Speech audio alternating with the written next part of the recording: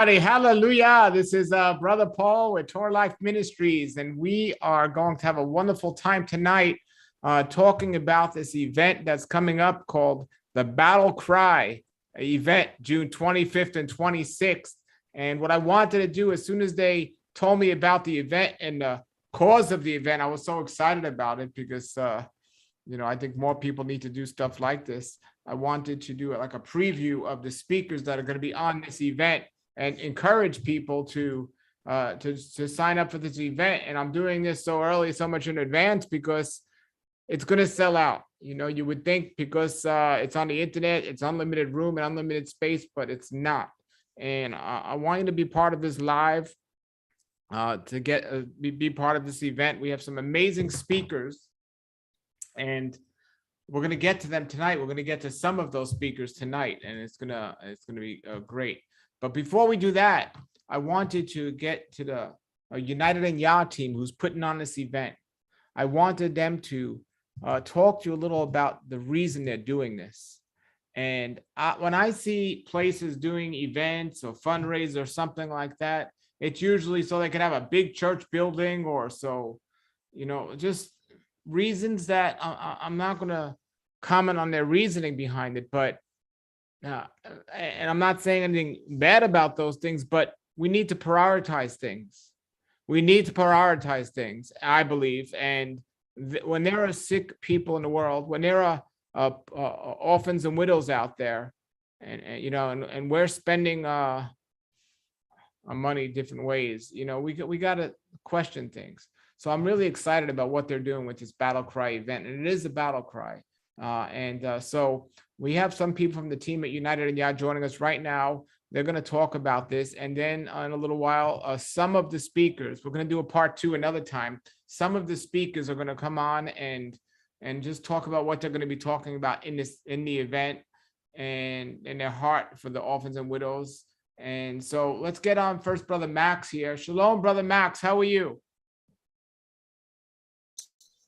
I'm doing okay, thanks. Great. It's not Friday night and I see you. That's wonderful. That's great. Well, brother, I know you and the team here. Sister Rachel's on here, and we have Sister Momine Sherry and several others. Before our speakers come in and we tell them exactly what we're doing, I would like you and Sister Rachel here to say why we're doing it. So I don't know if Sister Rachel wants to tell them, or do you want to tell them, Max, of why we're doing this? So I'm just going to try and see if I can sort out the other the camera of my wife. Okay. So you want Sister? I'm going to have Sister Rachel. No, I'm Sister Shalom, brother. I'll be the main talker, but the other ladies or the other sisters are part of the team as well. Okay. Sister Shalom. Yeah. So tell us. We're going to hear from the speakers in a little while about what we're doing, but tell us why we're doing this, because I know the main reason here is, and as it says here all over the website, and when you contacted us, orphan, widows, and poor families. So tell us a little about that. Sister Mary Liz and Sister Mary Yah's coming on. They've just tried to get their cameras sorted out, but they're coming on as well, because we've worked on this project for 10 years now. And so, hang on, I have these pictures up on the screen. But anyway, we've been working 10 years on this project, and it had come to our attention that we wanted to, it came to our attention that there was people that were in need, orphans, widows, and people who were truly poor in a number of countries in Africa, like Kenya, Uganda, Namibia, Zimbabwe, Bangladesh, Philippines, India, a lot of the countries. So it came to our attention back about 10 years ago that there was needs to, for help, for food, for clothing, for basic needs. And so we had to do it. And there was no options, brother. We had to do it. We can't just send people away. So we had to find ways to be able to provide for them. And so a couple of the team members, one of them who's not here, she's very sick now because she's in her early 80s, but she's been working very hard over the years as well. So we did buying and selling stuff, raising money that way. And and use that money over the last 10 years to be able to help all the groups that we've helped. And we always thought, why not help? We're commanded to do that in scripture, but what a great honor for an opportunity for the Father to choose us, to pick us to be a vessel to do this. So it was a lot of pressure and a lot of hours each day to raise the funds, but it was such a great honor. And as we look back now, we're thinking, wow, it really is an honor. But we haven't done, and the girls will tell you that we haven't done this work. It's the Father that's done this work through us, because we're nobody. We're absolutely nobody. And the most important thing too is that we do now have a small handful of people around the world that do donate towards this work. It's only a very small handful, but the needs have grown. And we now feel that it's important that we put in more self-sufficiency programs in, because there is a food shortage. And we just feel the more self-sufficiency programs we put in, like growing food, well, they can eat this food and also they can sell any excess that they have or give to other orphans. They could, we do a lot of chicken programs and a lot of cows and goats where they can use the milk, or they can breed these animals and on-sell them for funds to put back into, feeding the orphans and the poor. The other thing that I think that we all as a team want to express, and what we feel is important, is that these people that we deal with, brother, they don't have options. They don't have options to go down the road and mow somebody's lawns for a few dollars. They don't have options to go and do gardening or washing windows or cleaning toilets or whatever they have to do. These people are truly, truly poor. And a lot of our orphans come through seeing their parents tortured, burnt, raped, and murdered in front of them. So that's what's been delivered to them. And so they don't have an option to go out and work and be able to feed themselves. It's just been such a wonderful journey.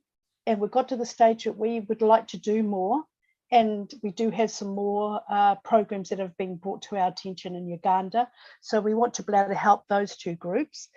And that's what we want to do. And that's why we prayed and thought, well, we can't put any more hours into buying and selling because we just don't have the energy or the time. We're getting older. And so we prayed, and the Father led us to put this event on. And it's been wonderful. I mean, the speakers have come forward like yourself. We're just excited and jumping for joy that you guys would give your time to this cause. But we also want to point out, and the girls on the team want to point out, is no wages are taken. No funds are taken for anything. We live a very simple and basic life. We have next to nothing because we love it that way. We would never be able to do this work or all the volunteer works that we put our time into each day. So we don't have time for stuff. And so we we just live a very simple life and a very basic life. So no lifestyles being promoted, no money's taken for travel or anything like that. The money goes to helping what you see in the small video we put together. We're actually working, the girls will talk about that. I'm actually, as you're talking, I'm showing the video, since your camera's not on. As you're talking in the background, I'm showing the video of all these places you reach around the world, and every picture is feeding children, and it's feeding children, basic needs. It's amazing. Yeah, and it doesn't cost much, brother. When we first started off, and we provide basic needs like clothing, shoes. That'll be in the next video. Clothes, food. We have in one of our programs in India, we have a medical doctor, but he dishes out only health stuff, anything to do with health. We don't touch anything medical, but he looks after our lepers programs and all our orphan programs in one particular area. And for all that, and he dresses all the lepers, or their wounds, and that they have to be dressed regularly. And he looks after, I can't remember, the girls might remember, about 200, I think, of our group, including our lepers. And that's $85 a month for all their health and their natural medicines. But feeding programs and that, they really don't cost a lot. People seem to give millions and millions of dollars to these organizations, but they don't cost. They cost very little because they're all volunteers that do this work, and rice and a few vegetables and all that don't cost a lot. Yeah. I remember when I was a little kid growing up on a TV, the few TV stations we had growing up before cable, there would always be pictures like similar to the ones you'll have on screen here, but asking people to support a child overseas. But I used to always think, how many millions of dollars were they spending to have that thing on the TV, that ad and stuff, and where's the money really going? But this here, you're saying it goes 100% to these people. You don't have a big budget. You're not on major TV promoting this, No. and you're all volunteering your time to this. And these are pictures that your organization has taken. These aren't just random pictures. Oh, see this picture, brother, of this lady in the wheelchair, this young girl? Yes. Yeah, we want to talk to you about her. But you're right. Everything that you said, this is just, she sits on this thing all her whole life. She sat on that. She goes to bed, they lift her out and they put her on this thing. We got her a wheelchair, and the whole village came together because it was, and this lady here, we got her crutches and we got a walker. This whole village came out because this young girl here in this wheelchair had never, ever been anywhere except her bed and that place. And it was just so exciting. And there's a young boy you'll see too. He has been crawling on his all fours all his life. And one of our helpers, you'll see him in this picture, he's behind this doctor, is standing up. He works with a small group. They don't get wages. You don't see shoes on their feet. They don't have shoes. They, this is their passion. This is their life. So we know everybody in these programs that we look after. We know the people. They're all believers. They're all part of a little fellowship that they've maybe put together themselves. We also know other people in these countries, so we send them off to go and check as well. So it's not just, here's your money. We're actually very, we believe in accountability. So what will happen is if something comes up in India, we will send a brother we know very well, a couple of brothers actually, and they will go out and have a look, and they'll come back and say, yes, they're honest, or yes, they are in need, and yes, they do live this way. So we check everything out. And then each month, the two girls, Miriam and Mary Liz, they will write to them each month and say, okay, what needs extra do you have above your food? So they'll list things, and we'll pray about which ones we can help with. And then we send the funds, but they have to have receipts every month of everything that they buy, and photographs of at the shop where they're buying stuff. They also have to have photographs because it's accountability. It's important. So if anybody at any time, nobody's ever asked, because most of us has been our own personal money. So 95% of this has been our own personal money that we've had over the years of buying and selling stuff. But if anybody ever asks, we will produce a receipt for them, or they can email the person. This is the thing, so people, every time they're sitting in church and they pass around a tithing plate and people throw money in there, and so often they don't question where the money's going. They just want to support their big church building to get a bigger church building and everything else. And even now, if somebody buys a ticket to this event, this one-time event, so this one time they're going to give this to help orphans and widows. And I'm not saying it's everyone, because some people do it on a regular basis, but for the most part, I know most believers don't even think about doing something like this on a regular basis. And I confirm what you say. If somebody, even $10 makes a tremendous difference, that could buy somebody food for like a month for one little child. And if somebody would be willing to do something like that on a consistent basis, $10, $20 a month, and not just for this one-time event that you're doing. But I'm glad you're bringing this to people's attention. I mean, that would make a tremendous difference. And just people don't always know where to give. Even churches aren't really doing events and ministries like that. They just give to the bigger ministries, where a lot of it goes to administration. So I want to suggest that everyone that's going to be part of this event, or even if you're not going to be part of it, to get in touch here with the people at unitedinyah.org, and considering giving them some monthly consistent basis, and putting it towards whatever part of their ministry where you see your heart is led to give. But this is really amazing what you're doing. And there's the website, everybody, www.unitedinyah.org. And that's also the YouTube page is United in Yah. And let's see here. Let me. Also, brother, taught the Torah. And I think somebody else, Rachel, can actually want to talk about that, how they're being taught, because it's important not just to feed children, but I just wanted to say one other thing before you speak to the other girls is that, one of the things that we felt was important over the years, and you don't see it in there so much, just a small amount, was setting up little businesses. For example, there's a little tea business in India that we set up. Gosh, it only cost, I can't remember, the girls might remember, I think it only cost something like $50. Not even that, I think it was something like $30. The girls, and that was another sister was doing that. I'm just thinking about the term. I think it was $30. So you set up a little tea business, and they'll go around and sell cups of tea on this little trolley.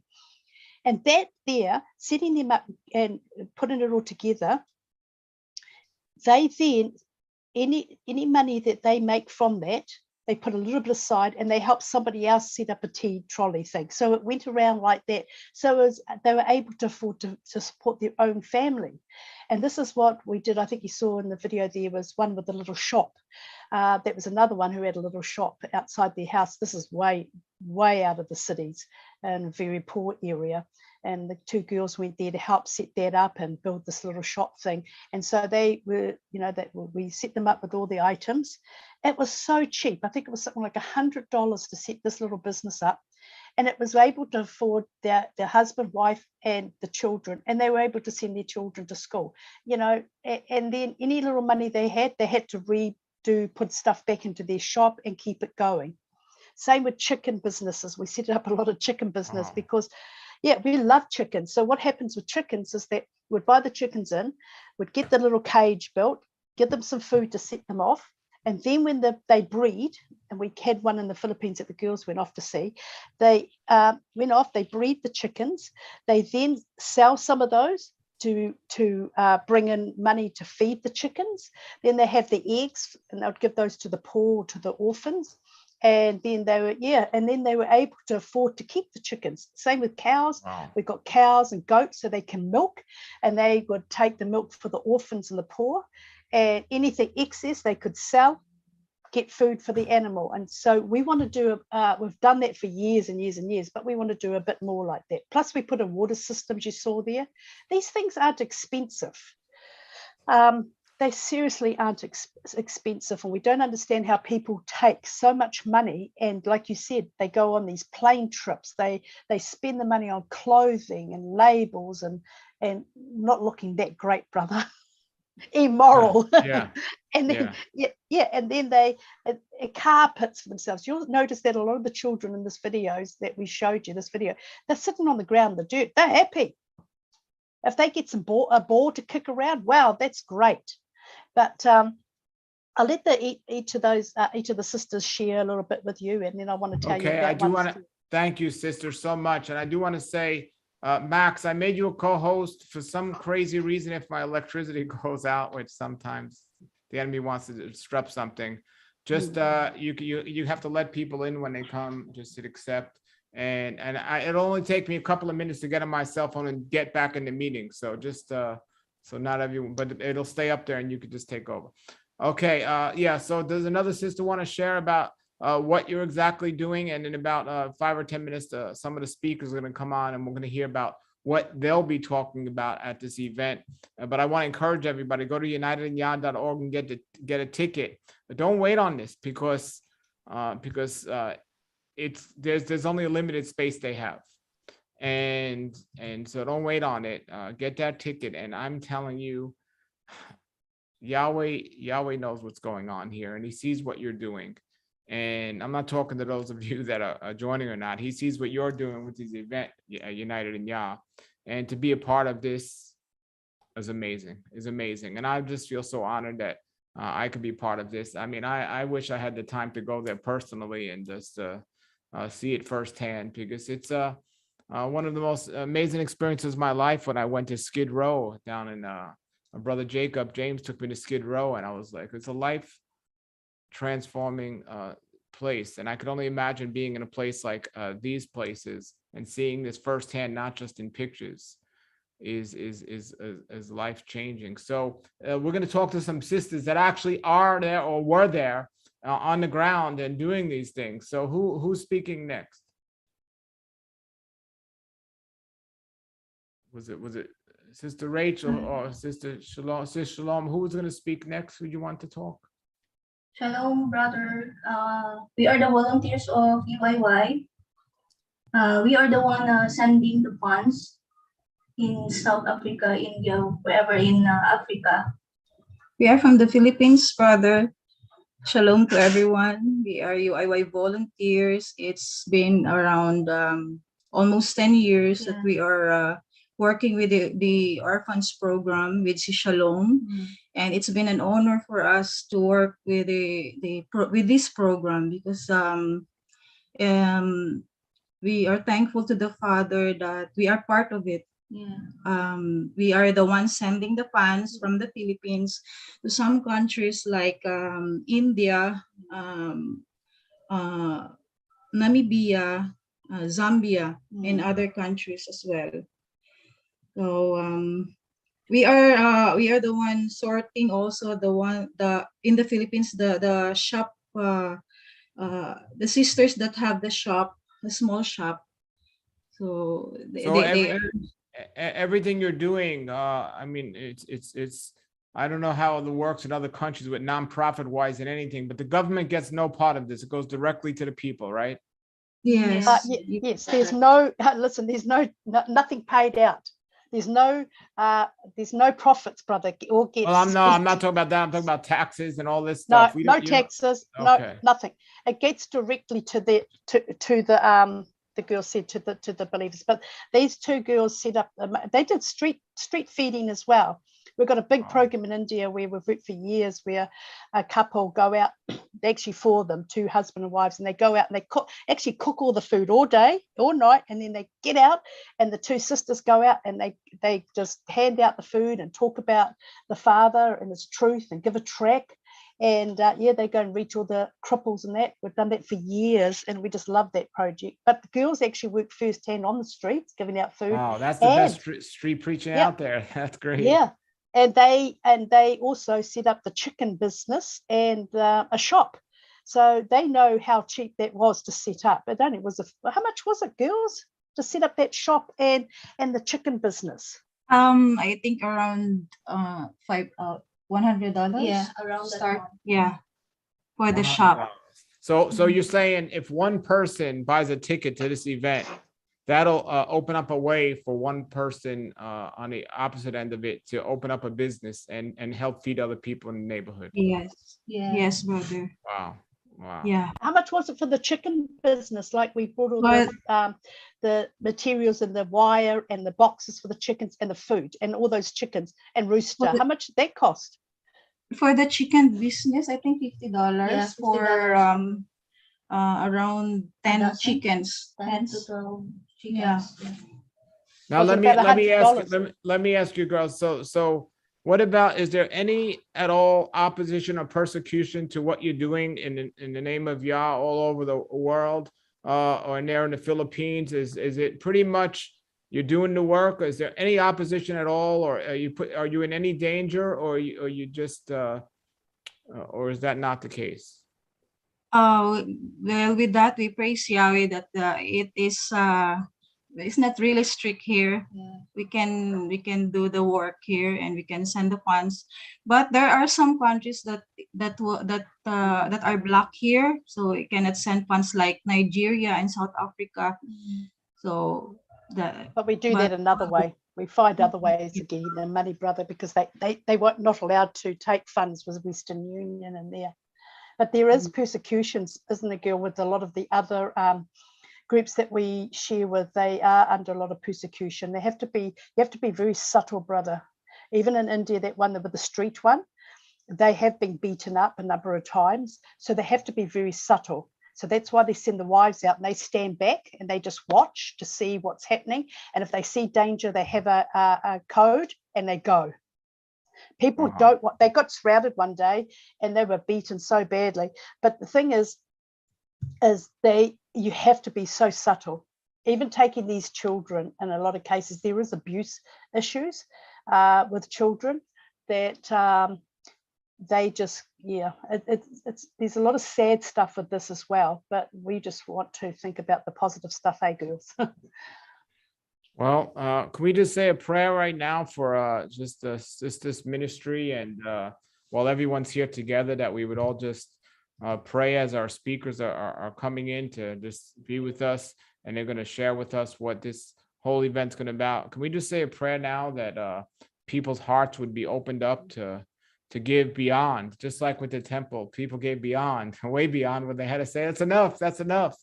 So I want us to do that now. And dear Heavenly Father Yahweh, I just thank you so much for this United in Yah organization, for all they do, Father. And I just, Father, pray that people that are hearing this, that their hearts are opened to just give, and that you would provide, Father, over and above what the needs of these people are, Father. And I just thank you so much that you're using these girls in the Philippines and this whole, everyone that's helping there on the ground. And Father, you know who you've given enough funds to be able to give more and beyond, and on a consistent basis, Father. And Father, I repent for not doing more for orphans and widows in my life. And I thank you for opening up this door as well, Father. And Father, just speak to every single person that's watching here tonight and beyond, in Yeshua's name. Hallelujah. Hallelujah. Hey, brother, could you just let Rachel and Sis Cherry just say just a few words? They haven't got much, and there's only one more thing I'd like to say, which is really important. For okay, you said Rachel and who else? Sis Rachel and Sis Cherry. Say it again. Sis Cherry. Sis Cherry. Cherry Blossom. Okay, go ahead, Rachel. Shalom, everybody. It's a privilege to be here. Thank you so much. I'm Sister Rachel, and I'm a volunteer here on the United In Yah team serving the orphans and the widows. And I just thought I would share a little bit about how I ended up here. I'm located here in the United States. And when my husband and I found Yeshua's command to forsake all, and we quit our jobs and forsook the world, we became homeless. And it didn't take long to realize that the poor and the needy that we envisioned here in the United States were receiving more benefits than we'd ever imagined. We went out with a goal to serve someone who had less than us, but in all of our years, all over the United States and in Los Angeles and in Hollywood and in some of the largest homeless populations all over the country, we never found that. One of the things that differentiates our poor and orphans and widows here in America to those in third world countries is, like Sister Shalom said, the people there, they don't have options. And what we found as we were trying to serve is that the people had cell phones, they had restaurant deliveries, they had designer clothing that the ultra rich would put to the curb. They had access to free medical care, to name a very few. And what we realized is that it is rare and a beautiful gift to be able to serve someone in need. And that's what this ministry does. And that's the reason that my husband and I got involved in it. It searches out the orphans and the widows in the greatest need in the entire world. And what I really love about the orphans and widows here are that we've found not only the most poor and needy, but we've been effectively serving them for over 10 years. And like Sister Shalom said, with rice and grains and water and chickens, seeds and educational sustainable living and natural medicine and so much more. And since I was young, I've always wanted to help women and children in need. And it is such a beracha to help serve women and fulfill the commands in scripture to love the orphans and the fatherless. It's commanded not only from our Adon Yeshua, but it's also repeated by his own brother James, Yaakov, and it's commanded us in the Torah, in both Exodus and Deuteronomy. We see it in Psalms, to maintain the rights of the poor and oppressed, and to defend the fatherless and the widow. And so thank you for letting me share. And I'm so thankful to the Father for the privilege to be able to serve these people, because I know from my own experience that the Father must give us the opportunity. We can't create it, for as much as I tried. And so I'm very thankful to be here. Well, praise Yah, praise Yah. Thank you so much, sister, for all you do, and thank your husband as well. Praise Yah. Before we hear from our speakers and what they're going to teach, was there another sister that wanted to tell us what she's doing with the United in Yah? It's just cheery. Yes. She might have dropped off. She might have dropped off. Okay. But sis, before I just ask one other thing, brother, Rachel had a message from our dear elderly sister who's in her early 80s now, and she's been with the project every day of its life as well. But she can't be on. She's very ill. So she's winding down her life to be with the Father, she said.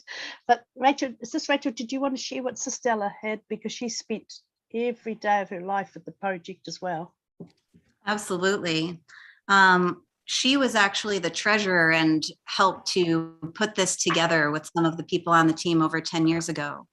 And because she's so ill, she wasn't able to be here, but she wanted to say what a joy and privilege it's been working with the team and doing the work for the Father. She has a heart after the orphans and widows, and she said that doing this work was the highlight of her life. And one thing that she also wanted me to share is that, and she's been with the team a lot longer than I have. Like I said, she was the treasurer and helped start a lot of this, that she really is encouraging that the team that we've become a part of is just brilliant in all of this, and are the breath and the hands and the life for the orphans, and the mind-consuming sleepless nights that the team has put into this is something that is, I think, really special that she wanted to get across. Okay, well, praise Yah, and we pray for that sister's healing as well.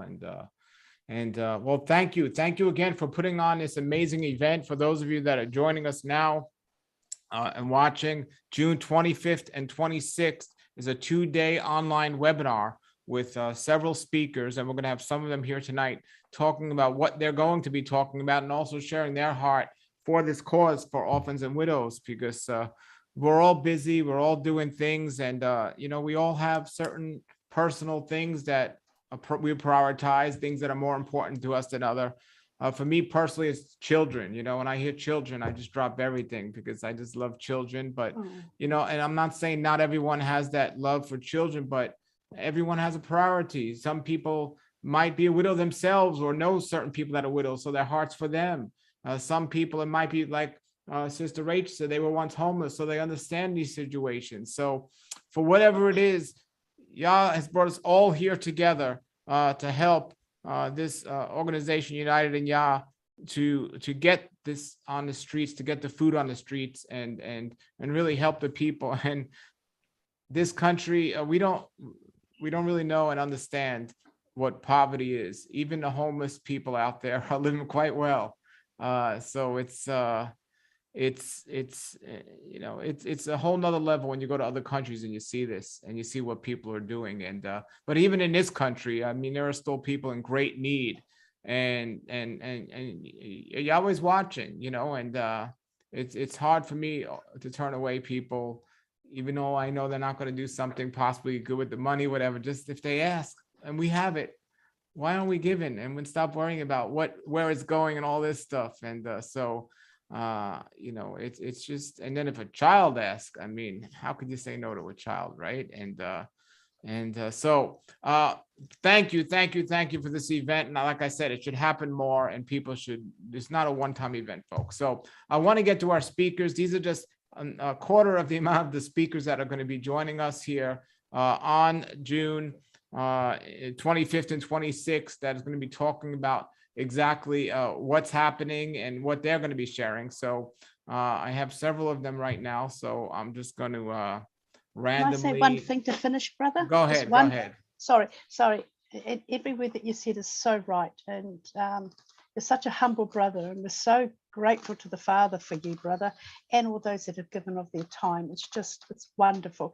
But one thing that we really need help with, and absolute help with, is promoting the event. If people could just come forward, if they've got good social medias or contacts on their Facebooks or Instagram, all these other places there is, YouTube, please, could you encourage people just to put the small video up on their YouTube channel of advertising the event? If you could contact every believer you know that could put it on there, upload it on their channel, and just please, we need help with the promotion. We're only a small team, and we're just working from early morning to late in the evening, emailing, promoting. We need help. If you could help in that area, that would be wonderful. If you can't come to the event but would like to donate to the orphan programs, there's a button on the front page. But most of all, we really need help with promoting the event, because the more we get there, the more we'll be able to help. Thank you, brother. We're sitting back and listening to you and the others now. Thank you so much for your time. Oh, thank you. So we have 3 of the speakers, or 4 of the speakers, plus myself, that'll be speaking. And I don't like to keep you all waiting, but we can only speak one at a time. So I'm just randomly going to pick Lucinda. Lucinda, welcome. Can you briefly, because others are waiting as well, and people are going to get a lot of the information when you do the event, but introduce yourself and tell everybody about your heart for the orphans and widows, and also what you're going to be teaching on. Well, hello. Thank you so much for having me. I really appreciate it. I look forward to this event. I think it's wonderful that it's been put together. And I believe that might have been Rachel speaking a few minutes ago. It sounded like her voice anyhow. Yes, it was. Yeah, she's a delight. Well, for those of you who don't know me, I'm an herbalist. I've been one since 1973. I have a counseling business where I help people with all sorts of things: cancer, AIDS, anything you can think of, multiple sclerosis, asthma, diabetes, all sorts of things. But my main focus right now is that in 2017, I wrote a book called Shot Detox. It's the only book on Amazon right now that deals with detoxing from vaccination. So since March of 2020, when there was declared a pandemic, you can just imagine the amount of interest that's been in that book. And had many people contact me with vaccine damage, as well as people wanting to avoid having the vaccine and also avoid having COVID. So I've had a little bit of a shift in the focus here in the last few years, but I still do individual counseling. I'm also a homeschool advocate. I homeschooled my own children for 14 years. I home birthed 7 of my 8 children. So I'm a great home birth advocate. I do Torah counseling for women. I do family and children's counseling, but it's all Torah based. So a little bit of a combination of many things. I try to be a resource as much as I can, especially for women and women that are having trouble in their marriages. So I guess I call myself a mother in Israel, because I do a lot of different things, but it's all Torah based. It is our responsibility to take care of the widows, the orphans, the poor, the blind. And we're supposed to take care, of course, the believers first. That was the direction that was given to us through Torah, was that within the community, and we know that the New Testament also, they were very concerned about the widows, and even set up 7 people to make sure that the widows in Jerusalem were taken care of. It's been a neglected ministry, I think, for years, and now people are, becoming more aware of it. As I said, the believers should be taken care of first, and then outside of that, yes, if you can help someone. I've been supporting a widow and several widows, actually, for now probably 10, 15 years, and it's a great blessing to see them prosper outside of the money that they think that they had a limited income. And it's nice to be able to help them with things that they wouldn't be able to help themselves with, because their income was always exactly the same and it didn't change. So it is a great blessing to be able to do that. My children have been involved quite a bit in going to orphanages in Africa on missionary trips. and it's a marvelous experience for them. And as you said, we don't suffer in this country hardly at all. Even the homeless who are constantly being given things for free by different church organizations and so forth, like other places are. It's a great ministry. It's a great ministry. And the whole reason that we're here is, first of all, to live for the honor and glory of our Father in heaven. And the second thing we're supposed to do is use our gifts and talents in any way to help other people. And we're pretty useless, actually, if we don't do that. And it fills our life with just beautiful moments if we're able to do that. Wonderful, wonderful. Thank you so much. And we're gonna go say hello now to Zach, but give everybody your contact information if they want to learn more about you. Would you like me to do that? Are you speaking to me? Yeah, yeah. Listen, Yeah, I have a website. It's naturalherbaltherapy.info. On that website is my telephone number, my email. I'd love to be a resource for you, any of you personally, as well as anyone that you know. Great. Thank you. And I know you a long time, Lucinda, a long time. And it's great to see you here and having you join this. So thank you. And we still have to do some other things that continue from last time. But praise Yah. All right, brother Zach. Shalom, brother. How you doing, man? I'm good. Can you hear me okay?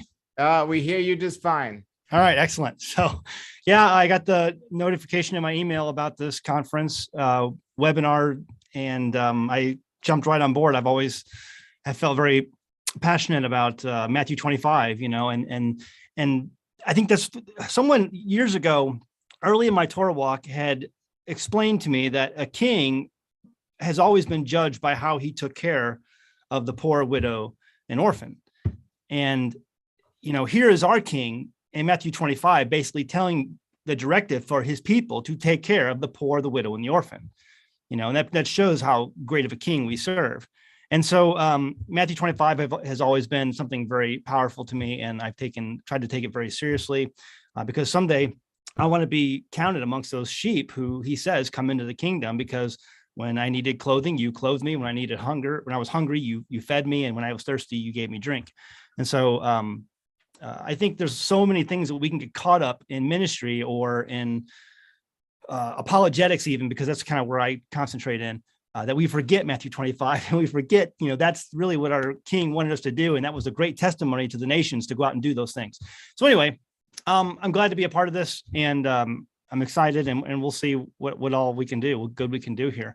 And I agree with some of the other speakers too. We don't know what poor is in this country. As someone who has been in the military and has traveled and visited third world countries, we have no idea what poor is. But I think we're getting ready to find out. I think we're about to get a lesson once again in this country about what poor really means. And that can be really scary, but at the same time, we can have hope in what we know is coming in the days ahead. So basically, if you don't know who I am, my name is Zach Bauer, and I have a ministry, newtotorah.com. I basically concentrate on apologetics. And when I was approached by the conference to do this webinar, it was to talk about some of the apologetics, some of the homesteading areas of where I concentrate in. I also have a YouTube channel called An American Homestead, and we talk about self-sufficiency. And years ago, I just had it in me to want to get out of the cities because I could see what was on the horizon, what was coming. But also, it was when I did so, I was really getting into Torah and really learning more about my Bible. And by doing so in homesteading, it really made the Bible come alive, because so many of us today in our culture have no idea what it's like to put seeds in the ground and raise up a plant. We have no idea what it's like to raise up an animal from birth and to go through that process. And so we are completely disconnected from what the writers of the Bible were accustomed to. And I've made the point, and I have an agricultural series, and we'll talk about this a little bit in the webinar, but a cattle rancher living in Texas is never going to fully understand the lifestyle of a cab driver living in New York City, and vice versa, because they've never lived that life. So how can we, living in modern 21st century America today, have any idea what it was like to live during the time of Abraham or during the time of Yeshua, or to raise sheep up? Like being a sheep farmer, I I would love to sit down with Jacob. People ask me, who would you like to talk to in the Bible? And I'm like, Jacob, because it seems like through those writings in Genesis, he knew about sheep, a lot about sheep. And I would love to sit down with him and have a conversation about some of the things he knew and his experiences, because it's things that just go over our head today and we have no concept of. So there's just so many things hidden in scripture that come alive when you begin to homestead and begin to do some of these things yourself. So I'm pretty excited about this. And we're kind of going to go over some of the things that I like to talk about when you begin to discover the Torah and begin to discover that the Father's commandments are here forever. And one of those things really is to you yearn for an escape, and you yearn to get back to scripture. You yearn to get back to some of the things and identify with some of the things you read about, because you grow to love them and you grow to hate some of the things that the Father hates that are around you. And so you're looking for this out to get closer to him. And one of the ways you can do that is by putting some seeds in the ground and raising up some animals and having some of this lifestyle that they had back then and experiencing it. So that's kind of where I'm coming from. And I'm looking forward to the event. And it's always good to get back with my friend, Paul Neeson. Oh, wonderful. Thank you, man. Your beard's looking great. And you're at new and the number 2 Torah.com. So right. It's new, the number 2 Torah.com. You can right. See all of his great work and his wonderful YouTube page. So thank you. Please hang out before we close here. Now we're going to say hello to Luke and Katie, and shalom, both of you. Hey there. How are you guys doing? Very good. Very good. Hi, Paul. It's good to get to see you all again. Yes, it is. So I guess we should tell who we are. We're Luke and Katie. We made the documentary called The Way, which is kind of a profile of the Hebrew roots movement. And both of these awesome guys were in it. And then I guess, should we go into the widows and orphan thing, or what do you want? Oh, and also the Christmas question with 119 Ministries, which was kind of like zooming in on one of the facets from The Way, which was like the origins of holidays. And yes, yeah. And that actually is originally what we were going to talk about at the conference. And just yesterday, I emailed, maybe it was Rachel, one of the founders of it, and I know we all know about the history of Christmas. Zach, you made good videos about it, and I think a lot of the people watching this will know the pagan roots of this. And there's been something that I've thought is very important to talk about lately, which is basically, as we see the world at large plunging into kind of strange horror and all this weird stuff. Zach touched on it a little, and so did Lucinda. I think that it would be nice to connect the solution to that and the reason that that's happening. And so what I'm going to talk about, I got the approval from the group, thank goodness, before this interview. But it's going to be about how basically, I'll explain it in the talk, but how the Great Commission kind of and making disciples grounded in the Torah is the only solution to helping turn the tide at all of this evil.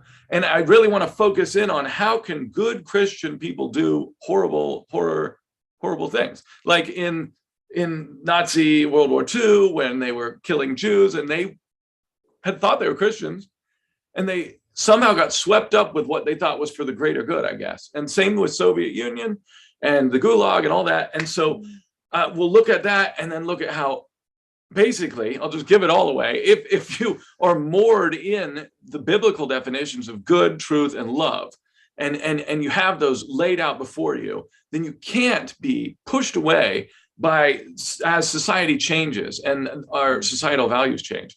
So that's it. That's what it's going to be about. And I guess I just wanted to say that. I know there's more to talk about, but yeah, we're really thankful to be a part of the event. It seems amazing. I think our little Shabbat, like home fellowship here, has been thinking more about blessing the poor people in our local area here in Ohio. But I also think about international things a lot as well, because my dad's from Ghana. When I was little, I went there 4 times, I think. And so I have family that lives in a spectrum of scenarios from like mud hut to city. So I've seen a lot of that stuff and how my parents have tried to help family and people there over the years. So it's like really on our heart. And the other day, our little son, Max, who's 4, we were talking about giving gifts, and he was like, well, how can I give a gift to Yah? How can I give a gift to Yeshua? And I was like, oh. And then I thought about the scripture where Yeshua says, everything you've done to the least of these, it's like you've done it to me.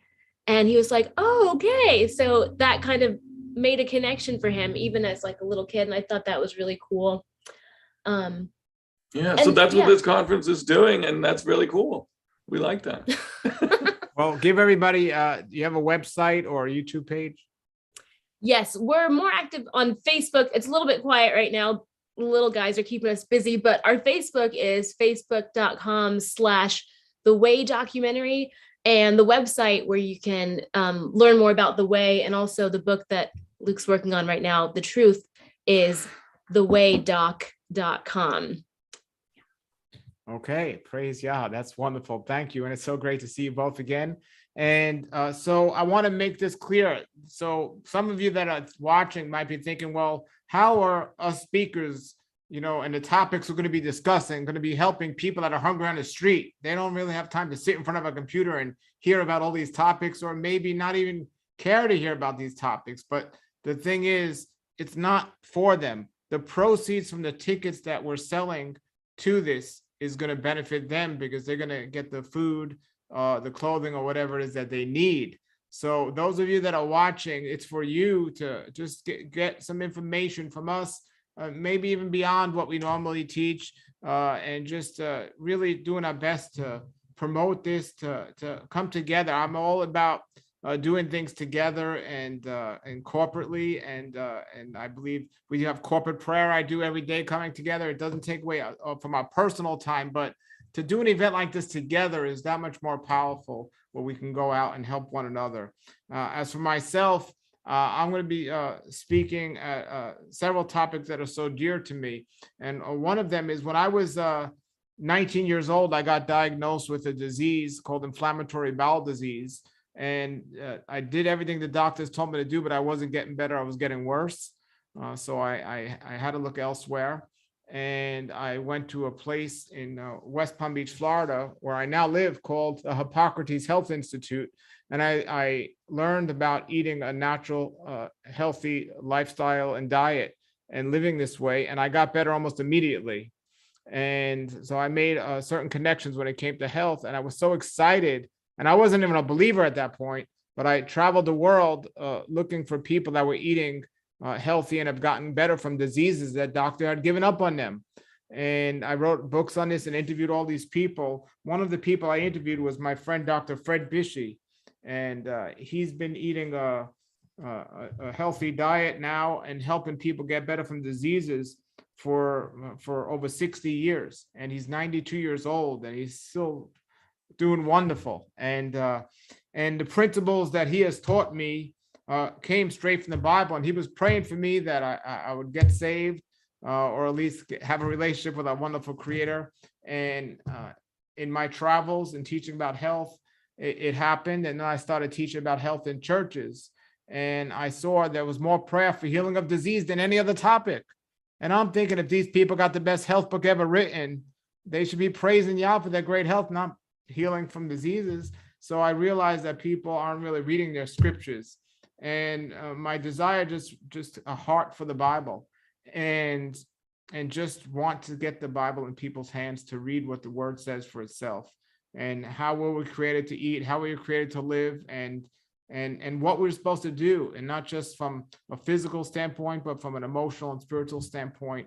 And in doing that, I became a believer. Everything was wonderful, and life was looking well. And I started to see things crumble in people's lives around me, and relationships around me. And I realized that there's a tremendous connection between the physical appearance of people, which stems, the heart comes out to the physical, and how the world today looks at his modesty and not as normal. And there's a lot of things happening because of immodesty. And so I'm going to be talking about that. And it's an important topic, because there's a lot of people that are suffering out there today, and they're not cleaning their temple internally, and they're not presenting themselves externally as part of Yahweh's team, wearing his uniform, because It's they're certainly not representing it the way they should. So I just want to remind people what the scriptures say about this and leave it up to them to figure it out. So I'm so excited to be on this panel with or this event with all of you, and all of us mentioned in what we do that, you know, the orphans and the widows is something people we'd like to help. Some of you might have had personal situations with orphans and widows, but like we said earlier, not only do we not know what poverty is, I mean, I'm rich. The reason I'm rich is because I could live in a car and be happy. I don't need much because I have Yahweh. And I know we all feel the same way, that, you know, so it's not just about money. It's about just where we are. But there are people around the world that are truly rock bottom with no choices. I mean, even in this country, you could stand there a stoplight and probably make more money than some people that have jobs these days. We have so many options and ways to get food and get money. And, you know, when homeless people are overweight, you know, food's not their issue. So, but other parts around the world, that's not the case. Other parts of the world, they really don't have choices. They don't have libraries where they can go on the internet. They don't have food all over the place that's literally free. So, you know, it's important that we do our best to do these things. The most important reason is because Yeshua told us to do it. And so that's the most important thing. So the event is going to be happening on June 25th to 26th, and there's going to be more speakers. There's going to be singers there. It's going to be an all weekend event. And like the sister was saying earlier, please, everybody that's watching, please promote this. However, they have some good videos up. You could show a clip every now and then or all the time. Just promote it and let people know what's happening here, because that's the only way they're going to know. I mean, they're great with what they do. United in Yah is wonderful in their ministry and going out there on the street, helping people, feeding people and giving things to people. But their promotion needs help. So we need to go out there and help them promote this event, because not everyone knows about this. So is there any of the presenters, anything you want to say, suggest, or anything before we end here tonight, for all the people that are out there watching and thinking, should we buy a ticket? Can we buy a ticket? You know, the tickets, I'll let Max, let me have Max come on and talk a little about the tickets and the pricing and different ways that people can maybe get together as a group and watch this. Max, you want to share a little about that? And also you'll be presenting as well, right? Sure. Yeah.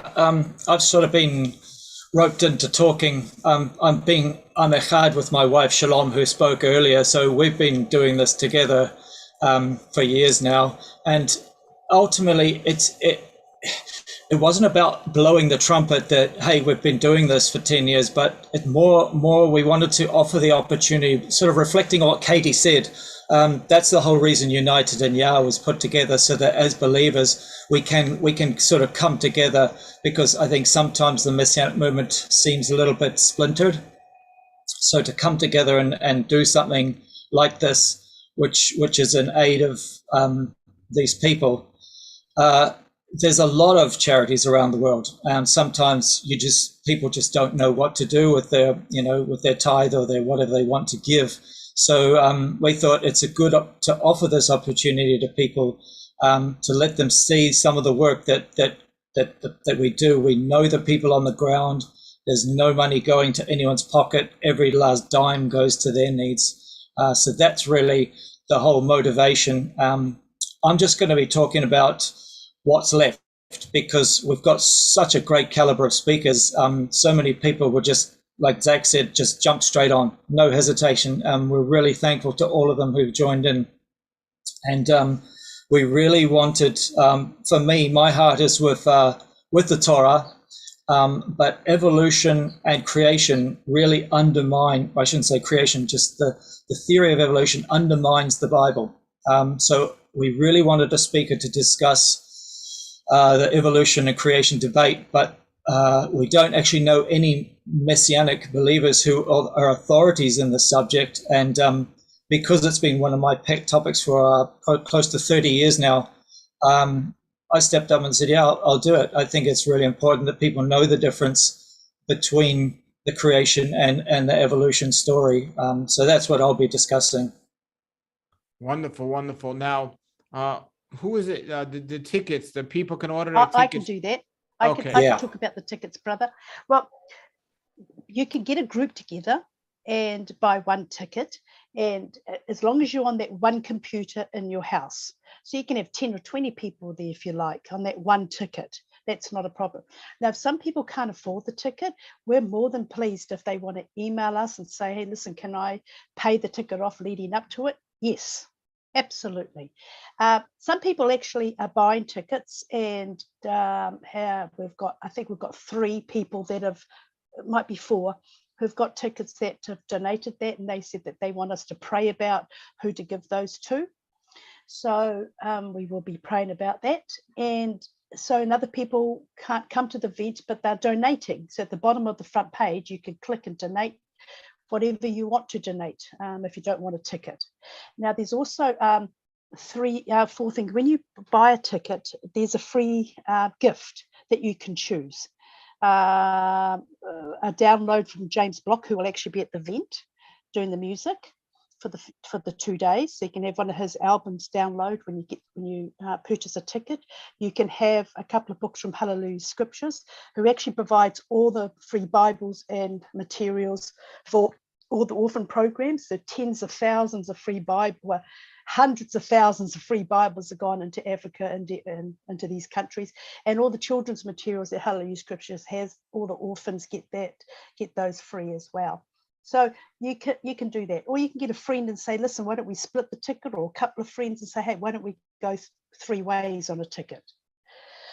Yeah. I have a question. I have a question about the 2-day online webinar. So tell us what exactly that's about, because the times aren't there. So the people have to watch it live. People are asking if they have a ticket, can they watch it later? And if they are watching it live, when you say 2 days, is it 2 days like consistently, or is it just a certain time for those days? No, it's on the Shabbat and the following day, so 8 hours each day, and people can come and go and log in as much as they like. Now it's from, I thought the time was up there, so I'm sorry about that. We'll go and put the times up there. It starts at 10 o'clock in the morning and finishes at 6 o'clock each night. And what time zone is that? Your time, EST. Okay, New York time. Okay. Yeah, New York time. That's it. New York time, EDT, actually, Eastern Daylight Time. Okay, so you check. So that's the time. Now, that's interesting you say that. So if they buy a ticket, will they be able to view it later? I think we could work something out. If they emailed us, we could perhaps work something out. We just want this to be a special event. And I mean, people say, well, I can't afford, I want. That's what we hear.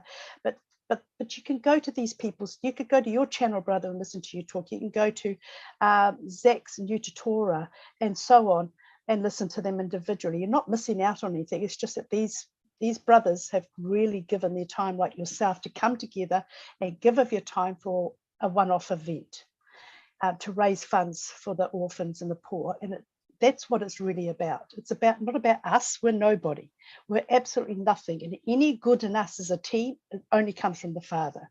So it's not about us making money, getting money. It's nothing about us. It's about the poor and the orphans. So if you want to pay tickets off, fine, you can pay your tickets off. If you want to get a group together, or you want to get 4 of you together, or 10 of you together on one roof, one ticket, that's all you need. Wonderful, wonderful. And I think it's great. Everybody post this, everybody that's watching right now, post this to social media, post it to your Facebooks, Instagrams, your TikToks, and everywhere out there. And let's get the word out about this event. Do any of the speakers want to say one last thing here before we close for the night and get ready for this wonderful event as it's drawing closer? And again, we're going to do part 2 with more of the presenters. So any of the presenters want to say anything before we go here? Okay, one at a time now. All right. Yes, everybody, this is the time to step up and really be blessed as well, because I could tell you that I'm not doing things for blessings, but blessings will follow when we do what Yah told us to do, and that's what it comes down to. This is a call that the scriptures tell us what we're supposed to do. You know, I know a lot of people that are involved in Torah that are so strict to count every Torah command and how many commands there are. It's that they keep them to the best of their ability, but then they don't necessarily do all the things that aren't necessarily listed in the Torah commands that we're called to do. And you know, so feeding the hungry and the poor, you know, and the widows, and just, you know, and not letting people go hungry, and the widows and so on. So it's a great time to really step up, and some of us step out of our comfort zone if we don't have the funds, maybe fast and pray a day. And since so many people overeat, the money you save on food can go towards this. So yes, so I'm thankful again for this United in Yah and everything they're doing, and I'm so glad to know this ministry for so many years and personally know them, because I wouldn't, without doing a lot of research, I wouldn't feel comfortable doing this with others, because, you know, we know there's other ministries out there, but we don't know about them. But I personally know United in Yah, and I've known them for a long time, and I know this is true and authentic, and they're getting they're doing what they're saying they're doing. So praise Yah, praise Yah. So I want to thank the presenters, and Lucinda and Zach and Luke and Katie and Max. And I'll be seeing you on the 25th, and maybe before. Maybe we'll do some individual teachings before and chat. I'm long overdue with all of you about doing more videos, so we'll do that. I want to remind everybody every single morning, well, 6 days a week at 6 a.m. New York time, we do live prayer. 6 a.m. New York time, we do corporate prayer on my YouTube channel, Torah Life Ministries, and we have a Friday night at 8 o'clock. We have a wonderful hangout that we've been doing for 7 years now, every Friday night from 8 to 10. And there's a whole bunch of people, and Max is on there, and we just have a wonderful time, and it's such a blessed time. So you can join us there. Again, that's the Torah Life Ministries YouTube page. If you want some fellowship, you want to do that. But as we're praying every morning at 6 a.m. Eastern time, I know some of you are still in bed. So when you're rolling over, just know that we're praying corporately, and maybe just say a prayer for the United in Yah team. All right, everybody. And thank you all. Thank you, Lucinda. And thank you. If anyone has a question in the side chat, you can go ahead and ask for the organizers. And somebody has their hand up. Let me see who has their hand up here before we say goodbye, because I know. Okay, Rachel has her hand up, and then we'll say goodbye. Okay, go ahead, Rachel. Thank you. I just wanted to say thank you so much for putting this together and helping to promote this on behalf of United in Yah. All the glory be to Yahweh, but you're welcome. Praise Yah. Amen. Okay. All right. So thank you, everybody, for watching. I'll do another Q&A and another event about this with the organizers. Everyone get some good sleep. And it's too late to be eating, so don't eat late at night, and it's all good. And Zach, great to see you again. Katie and Luke, great to see you, and everyone else that's joining us, great to be here. So thank you, everybody, for joining us tonight. Please share this video with everyone and let them know what we just spoke about, and mark your calendars for June 25th and 26th for this amazing event. Thank you, everybody. Have a blessed night, and shalom, shalom. Okay, we're off the air, everybody.